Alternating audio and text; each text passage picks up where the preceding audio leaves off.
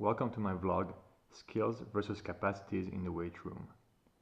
I'll analyze 4 athletes displaying skill or capacity limitations while performing the back squat and the split jerk. At this point, it's useful to define both limitations. A skill is a motor control issue linked to the understanding or to the visual representation of the movement, where a capacity issue is a quantifiable limitation, for example, a lack of mobility or force, and it cannot be fixed with coaching only. For each athlete, I will analyze the movement, highlight the relevant issues, present my interventions, and provide training recommendations. Athlete number 1 is a former ice hockey player. In this video, I will focus on the skill issue in his squat and show how implementing a new skill can be limited due to capacity issues. He was instructed to squat as deep as possible. We can see that he adopts a fairly narrow stance and that he moves mostly in the sagittal plane.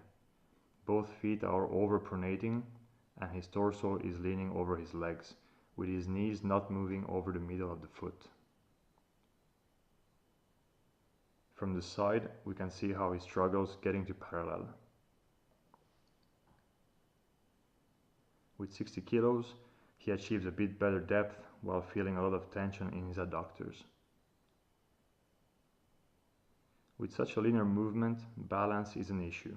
His hips are far behind his feet, and to avoid falling back, he maintains a trunk lean that keeps the barbell in front of his base of support, limiting the depth of his squat and causing increased lumbar flexion.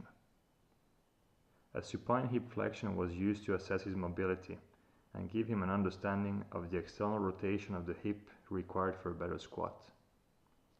Instructed to screw his feet into the ground and to squat into the hole, he showed a clear improvement in squat depth following this change of technique. The better depth is evident from the side view. However, there is still some lumbar flexion in the deep position. The position of the barbell is hard to judge because of the rotation to the left happening at the bottom of the squat due to his lean on his stronger leg.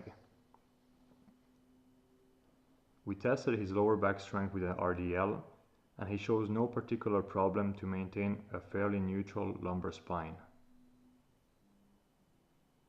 With a better balance due to the load being in front of him in this goblet squat, he has no problem going down into a deep squat, with much less lumbar flexion than in the back squat. To help with this balance and let him explore his new pattern with more confidence, he used weightlifting shoes, already performing a much better squat. However, adductor tightness and strength imbalance between both legs are capacity issues that will limit the performance of the new skill and will need to be addressed.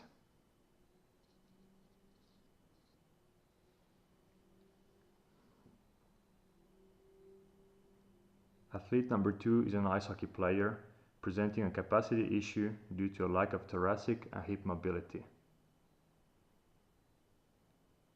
His lack of mobility is clear in his starting position already, where he fails to close his grip on the barbell. The side view highlights a strong lumbar lordosis as well.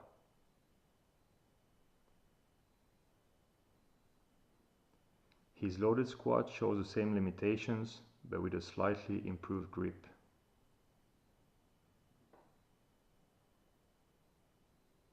His posture confirms an anterior pelvic tilt that leads to excessive lumbar lordosis and a kyphotic thoracic spine. His lack of thoracic extension is confirmed by the depth of his overhead squat, and his lack of shoulder external rotation is evidenced by the difficulty to start this behind the neck press. Once the thoracic limitation is removed, he is able to get into a good deep squat position.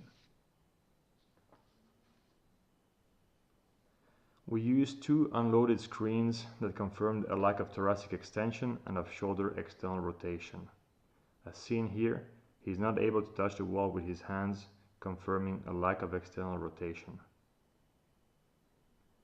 A Thomas test evidenced hip flexor tightness, which causes anterior pelvic tilt.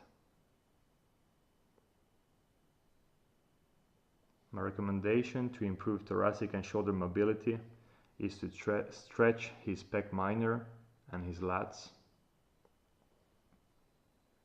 I also suggest some soft tissue work with a peanut or a foam roller and active mobility exercises. To fix his anterior pelvic tilt, my recommendation is to stretch his hip flexors, to strengthen his glutes and his hamstrings.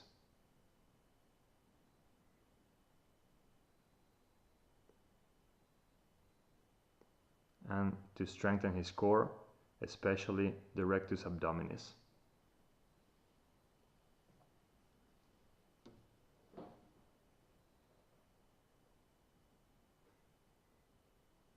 Athlete number 3 is quite new to the split jerk.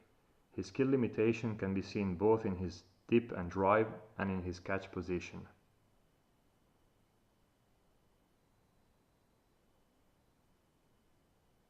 The catch highlights issues in the lift. Here we can see how his front foot is not far enough forward and how the barbell is not in line over his body, which is neither a safe nor a stable position. As a consequence of bad balance and lack of better understanding, he initiates his recovery with the back leg. In the loaded version, we can see how his dip is too linear and quad dominant. As a consequence, he starts his drive almost already extended at the hip, losing ability to produce power. With a better barbell position, the lack of internal rotation of his front leg and the position of his front foot still limit his stability in the catch. Overhead mobility is not an issue, as confirmed by the catch position in this behind the neck push press. The use of tape on the floor helped him achieve a better position in the catch, first from behind the neck. A new pattern in the dip, with the knees more open, led to a more efficient force production.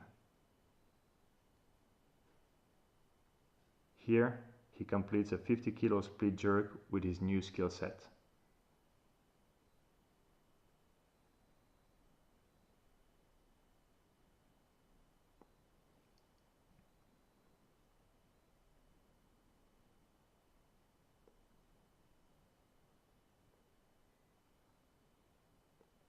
Athlete number 4 is new to the split jerk. He has capacity issues due to shoulder and thoracic mobility limitations. These limitations cannot really be seen at first sight in the unloaded movement, but the lack of external rotation of the shoulder can be seen in his loaded starting position. The wider grip in the right picture, more efficient for the jerk, is too painful for him. Even in the narrow grip, the weight of the barbell is on his wrists rather than on his shoulders. He could complete one split jerk with 40 kilo, but it was too painful for his wrists. He compensates with lumbar extension and rib flare to achieve thoracic extension. His shoulder internal and external rotation look fine from behind. However, we can see here how much extension is required to get into these positions.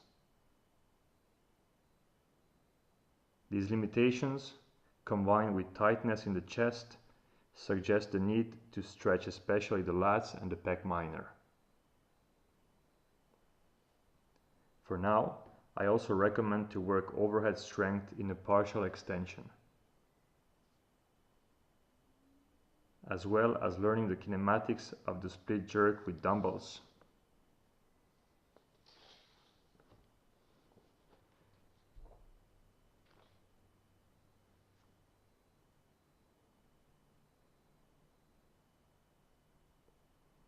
In conclusion, skill and capacity issues are often linked and they evolve together. A new skill will likely be limited by a new capacity limitation. As well, an improved capacity will allow the development of a new skill. As coaches, we should understand the priority and work on it. Thanks for listening.